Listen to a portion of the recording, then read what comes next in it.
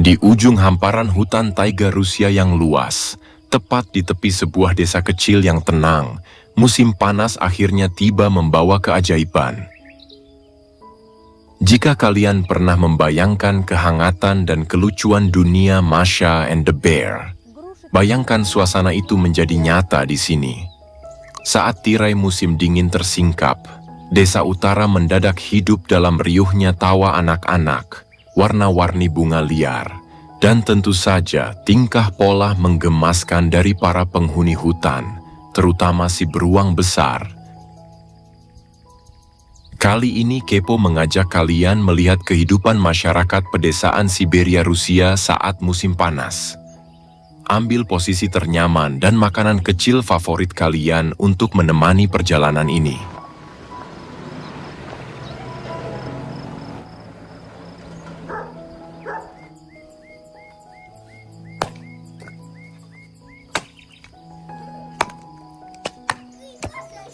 Ketika musim panas tiba di pedesaan utara Rusia, wilayah luas seperti Siberia, alam seolah membayar tunai setelah berbulan-bulan mendekam dalam cengkeraman musim dingin yang ekstrim dan gelap.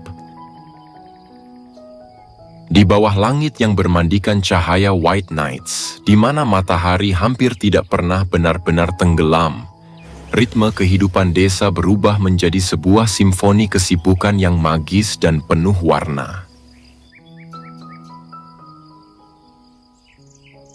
Segera setelah salju mencair dan tanah menghangat, hutan-hutan taiga di utara Rusia berubah menjadi sumber kehidupan yang dermawan. Seluruh warga desa, dari anak-anak hingga orang tua, masuk ke dalam hutan dengan membawa ember dan keranjang rotan.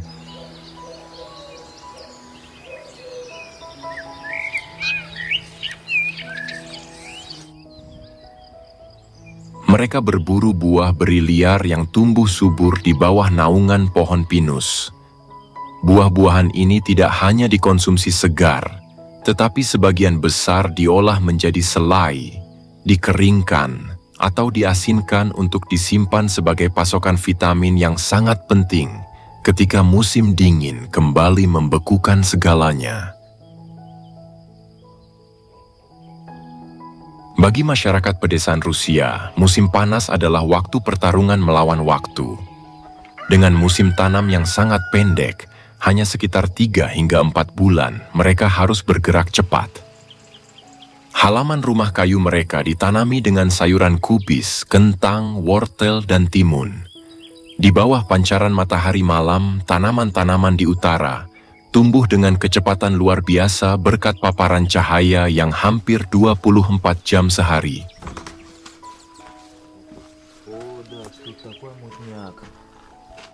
Warga sering terlihat mencangkul dan menyiram kebun mereka hingga larut malam, karena perbedaan waktu siang dan malam seolah kabur. Atmosfer pedesaan di utara Rusia saat musim panas terasa begitu puitis. Karena malam hari tidak pernah benar-benar gelap gulita, hanya diselimuti oleh cahaya temaram keemasan, suasana desa menjadi hidup lebih lama dari biasanya. Papa, kuda apa?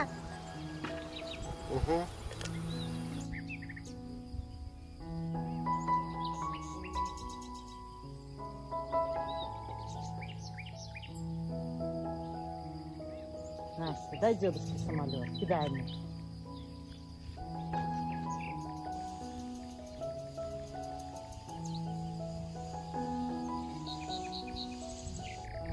Скорее. У меня тут деревенский байкок. Вот такой вот. Я сейчас уже деревню. Musim panas di pedesaan utara Rusia bukanlah sekadar liburan, melainkan sebuah tarian harmonis antara manusia dan alam. Sebuah perayaan atas ketahanan hidup, kerja keras, dan keindahan yang terwujud di ujung bumi.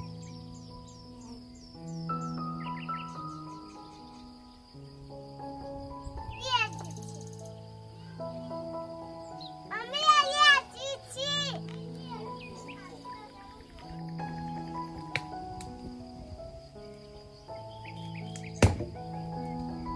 Кругляк пополам, хватит.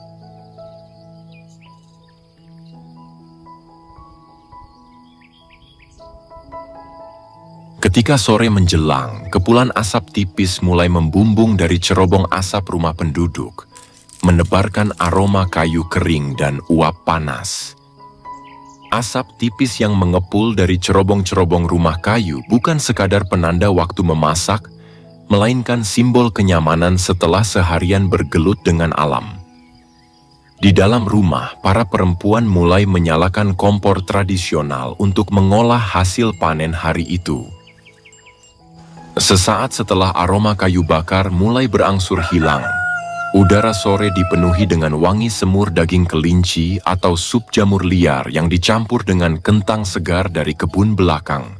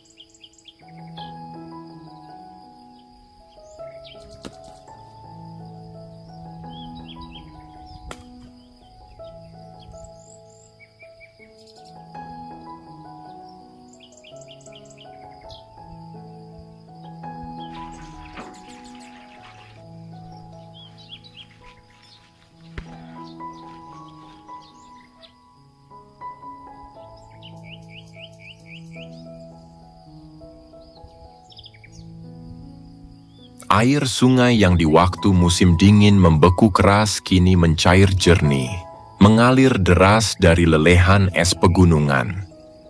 Bagi masyarakat desa, musim panas adalah waktu terbaik untuk ke sungai. Mereka memancing ikan salmon liar yang berlimpah.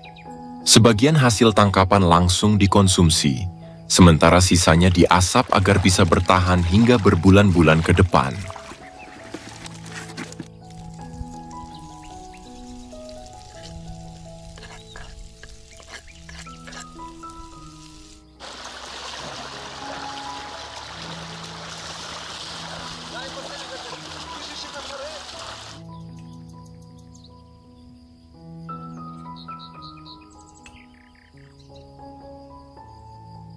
Alam di pedesaan utara Rusia, saat musim panas menjelma menjadi sebuah destinasi impian yang membius mata.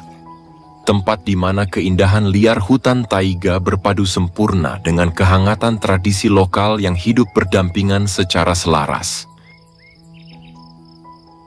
Ketika sang surya enggan tenggelam dan menghujani daratan dengan cahaya keemasan White Nights, lanskap desa-desa di wilayah utara langsung bangun dari tidur panjangnya, menyuguhkan pemandangan yang begitu kaya dan memanjakan panca indera.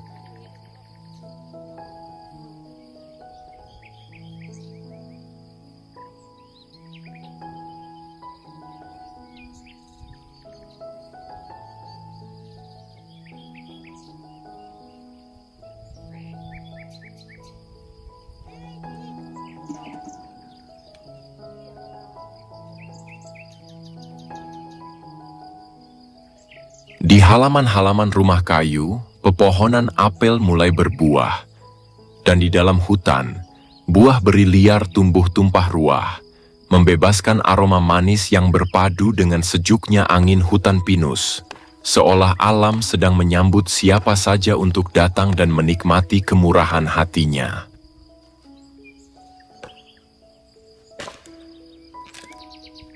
Di sepanjang hari yang panjang ini, masyarakat desa terlihat bahagia. Mereka memetik buah beri segar di bawah naungan pohon, memancing ikan di sungai yang berlimpah, dan merajut hari-hari dengan penuh tawa. Bagi masyarakat Rusia, musim panas tidak lengkap tanpa tradisi Pochod po Yagodi, perjalanan ke hutan untuk memetik buah beri. Ini bukan sekadar aktivitas mencari makan, melainkan sebuah ritual budaya yang telah diwariskan dari generasi ke generasi.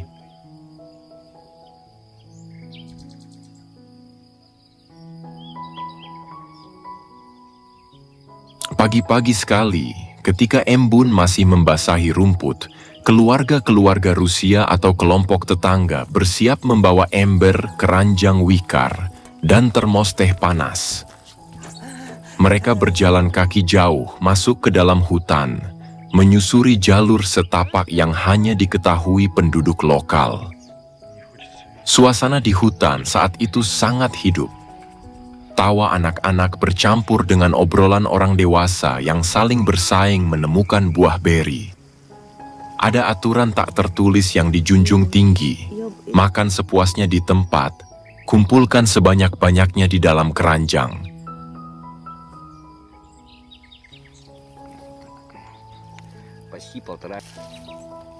Namun manusia bukanlah satu-satunya makhluk yang tahu persis kapan musim panen ini tiba. Di belantara taiga, sang pemilik sejati hutan, beruang coklat, memiliki kalender biologis yang sangat akurat. Bagi beruang, musim panas adalah waktu krusial untuk menimbun lemak demi persiapan hibernasi di musim dingin mendatang. Strategi bertahan hidup mereka sangat bergantung pada buah beri liar ini. Seekor beruang dewasa dapat menghabiskan waktu berjam-jam setiap hari untuk melahap ribuan buah beri.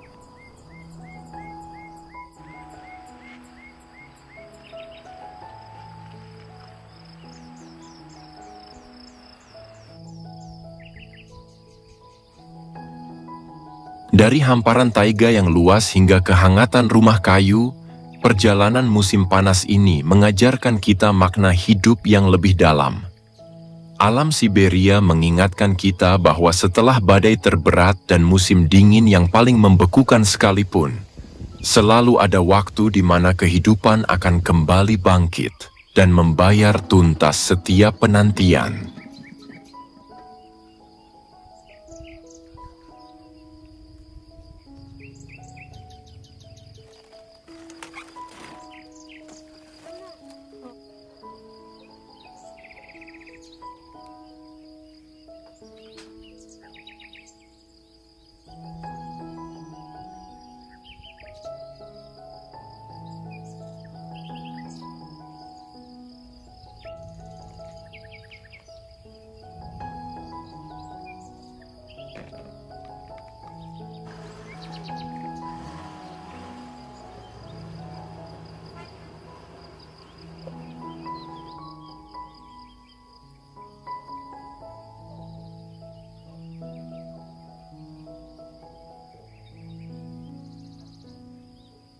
Perjalanan waktu seolah melambat di sini, menyisakan sebuah harmoni magis antara manusia, satwa, dan alam raya yang merayakan kehidupan dalam bentuknya yang paling murni dan menakjubkan di ujung bumi.